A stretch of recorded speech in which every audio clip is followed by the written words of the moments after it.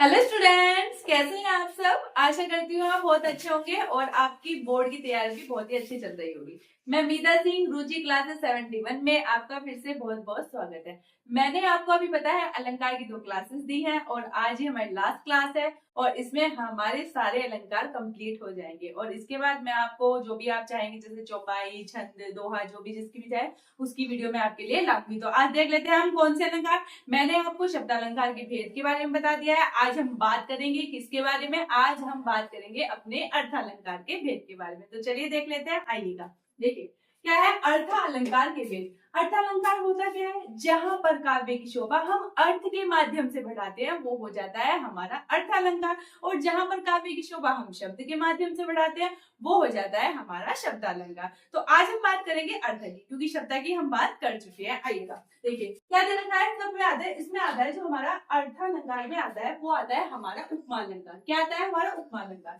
तो उपमालंकार हमारा क्या होता है, जब उपमे में उपमान की तुलना की जाती है। क्या, देखिए मैंने डेफिनेशन लिखी है, जब उपमे में उपमान की तुलना की जाती है वहां पर हमारा क्या होता है, वहां पर होता है हमारा उपमालंकार। कैसे, देखिए उपमेय क्या होता है, जिसकी तुलना की जाए, यानी कि जिसकी तुलना किसी से की जाए वो हो जाता है हमारा उपमेय। और उपमान क्या होता है, उपमान होता है हमारी जिससे तुलना की जाती है, मतलब जिस चीज की तुलना किससे की जाएगी वो हो जाएगा हमारा उपमान।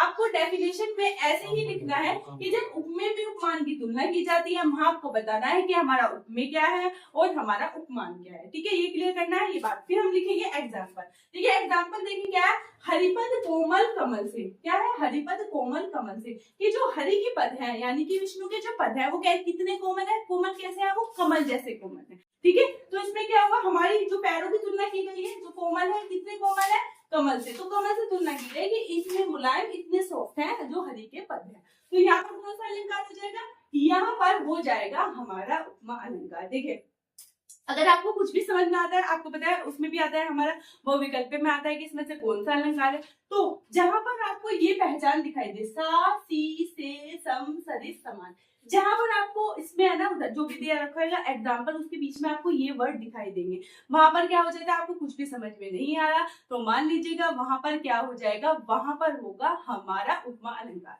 तो देखिए जैसे इसका नेक्स्ट एग्जाम्पल की बात करूं, ये चांद सा रोशन चेहरा, जुल्फों का रंग सुनहरा, ये झील सी नीली आंखें, कोई राज है इनमें गहरा। अब इसमें कौन सा अलंकार है, देखिए चांद सा रोशन चेहरा, जो चेहरा है ना वो चांद सा रोशन है, तो जो चेहरे की तुलना किससे की गई है, यहाँ पर चांद से की गई है। और देखिए यहाँ पर क्या आ रहा है, सा, यानी कि यहाँ पे कौन सा अलंकार हो जाएगा, उपमा। जैसे कि जुल्फों का रंग सुनहरा, मतलब जो जुल्फे हैं, जो बाल है वो कैसी है, सुनहरी, सुनहरे रंग की है, तो उसके बारे में तुलना की गई है कि सुनहरी है जुल्फे, ऐसी लग रही है। ये झील सी नीली आंखें, नीली आंखें किसके समान बताइए, कि जो आंखें है ना वो झील सी नीली है। और देखो सी की बात हो गई, यहाँ पर सी आ गया ना, तो यहाँ पर उपमा अलंकार। और ये है कोई राज है इसमें गहरा, तो इसमें तो नहीं है, लेकिन इसमें जहां पर सा सी, मैंने आपको बताया जहां पर सा सी आएगा वहां पर हमारा उपमा अलंकार हो जाएगा। इसलिए आप मोस्टली गानों में देखिएगा, मैं वो देखे भी पूछते हैं इसमें कौन सा अलंकार है, क्योंकि हमारे गाने जो बनते हैं आपको पता है वो हमारी नायिका की सुंदरता को दिखाने के लिए बनते हैं।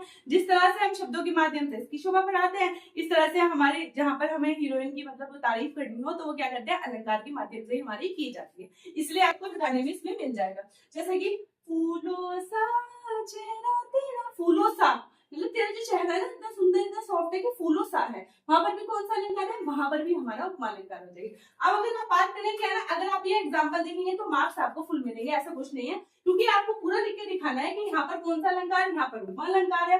क्यों, उपमेय में पहले लिख देंगे उपमान, जिसकी तुलना की जाए, तुलना किससे की जा रही है, देखिए जैसे यहाँ पर क्या आता है, चेहरे की तुलना किससे की जा रही है, चांद से की जा रही है, ऐसे आपको लिखना पड़ेगा। और जैसे आंखों की तुलना किससे की जा रही है, कि आंखें कैसी है हमारी, की झील सी नीली आंखें हैं। ठीक है ना, इस तरह से आप लिखेंगे तो पूरा आपका है ना, आपको फुल मार्क्स इसमें मिलेंगे। अब बात कर लेते हैं रूपक अलंकार की। देखिए रूपक अलंकार क्या होता है, जहां उपमेय में उपमान का भेद रहित आरोप। अब ये भेद रहित आरोप होता है, पहले एग्जांपल के थ्रू आपको बताते हैं। देखिए चरण कमल बंदो हरिराई, मतलब चरण कमल वो है ना, चरण जो है वो कमल के समान है। एक बार देखो, एक में तो होती है तुलना, एक तो होती है तुलना की, हम कंपैरिजन कर रहे हैं दूसरे से। एक मतलब ना तुलना नहीं करते हुए कहते हैं बिल्कुल इसी के समान दिखाई दे रहे हैं, कि जो चरण है ना बिल्कुल ऐसे हैं जैसे कमल जैसे है। हरि के चरण यहाँ पर बताया कि ऐसे है कि बिल्कुल कमल है, कि कमल और चरण में कोई भी डिफरेंस पता नहीं चल रहा, दोनों में बिल्कुल समानता दिखाई गई है। वहां पर हो जाता है, वहां पर हमारा रूपक अलंकार हो जाता है। और जबकि मैंने आपको उपमा में क्या बताया, इसमें क्या होता है, इसमें हम तुलना करते हैं। मैंने जैसे आपको बताया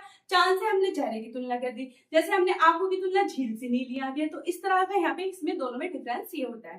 तो चलिए बात करते हैं, जैसे कि जैसे उपमेय क्या है, उपमेय क्या है, यहाँ पर चरण है, ठीक है, उपमेय क्या है, यहाँ पर चरण है, और उपमेय हमारे क्या होता है, जिसकी तुलना की जाती है। यानी कि चरण की तुलना हमारी किससे की गई, उपमान यानी कि कमल से की गई, कि चरण इतने कोमल है, इतने सॉफ्ट है, ये भी क्या होते हैं, कमल के समान लग रहे हैं। तो इसे बोलते हैं भेद रहित आरोप, मतलब समान लिंगता, ठीक है, मतलब समान समान होता है तो उसे बोलते हैं भेद रहित आरोप। अगर आप भेद रहित आरोप ना लिखे तो इसके समान, उपमा के समान जो दिखाई देगा ऐसे। अब बात करते हैं उत्प्रेक्षा अलंकार की। उत्प्रेक्षा अलंकार क्या होता है, इसमें क्या डिफरेंस है देखिएगा, जहां पर उपमेय में उपमान की संभावना की जाए, यानी कि संभावना की जाए, देखिए तीनों में डिफरेंस है। इसमें तुलना कर रहा है, इसमें क्या कर रहा है, इसमें समानता भेद रहित आरोप दिखा रहा है कि सेम वैसा ही है। और इसमें क्या कहा, इसमें कहा इसमें उपमान की संभावना की जाए, संभावना है मतलब पूरा, मतलब होता है ना कि एक वो आइडिया लगाता है, वो वाली बात है यहाँ पर। जैसे वहां पर उत्प्रेक्षा अलंकार हो जाता है, जहां पर उपमेय उपमान की संभावना की जाए वहां पर हमारा उत्प्रेक्षा अलंकार हो जाता है। जैसे एग्जाम्पल की अगर मैं आपसे बात करूं तो क्या हो जाएगा, सोहत ओढ़े पीत पट श्याम सलोने गात मनो नीलमणि सैल पर आदप परियो प्रभात। तो यहाँ पर क्या हो जाएगा, देखिए सोहत ओढ़े पीत पट, इसका मतलब क्या है, यहाँ पर नहीं बताया गया है। जो कृष्ण जी है ना, वो उनके शरीर पर जो पीले वस्त्र हैं, मतलब उनके सांवले शरीर पर पीले वस्त्र ऐसे लग रहे हैं, कैसे लग रहे हैं, जैसे मानो नीलमणि सैल पर, नीलमणि पर्वत पर क्या होती है, आदप परियो प्रभात, जैसे सुबह की धूप खिली हो, इस तरह उनके वस्त्र लग रहे हैं। उनके पास जो पहन रखे हैं उन्होंने पीले कलर के वस्त्र। तो इस बारे में यहाँ पर बात की है। तो देखिए अगर आपको उत्प्रेक्षा अलंकार पहचानना है तो आप क्या करेंगे, आपको जहां पर ये वर्ड दिखाई दे, मानो, मनु, मनु, जानो, जनू, जनू, इस तरह के वर्ड, मनु, मानो, जनू, जानो, इस तरह की वर्डिंग आपको जहां दिखाई देगी वहां पर क्या हो जाएगा, हमारा उत्प्रेक्षा अलंकार हो जाएगा। तो इस तरह से ये हमारे अर्धालंकार की मैंने आपको भेद बनाए हैं, उपमा अलंकार, रूपक अलंकार और हमारे उत्प्रेक्षा अलंकार। अगर आपको कोई और भी अलंकार जानना है तो प्लीज कमेंट बॉक्स में मुझे आंसर कीजिएगा। मैं आपके लिए एक और वीडियो में जो बचे हुए अलंकार हैं जो आते रहते हैं वो आपके लिए लेके आऊंगी, और आप प्लीज बताइएगा आपको क्लास कैसी लगी। Thank you.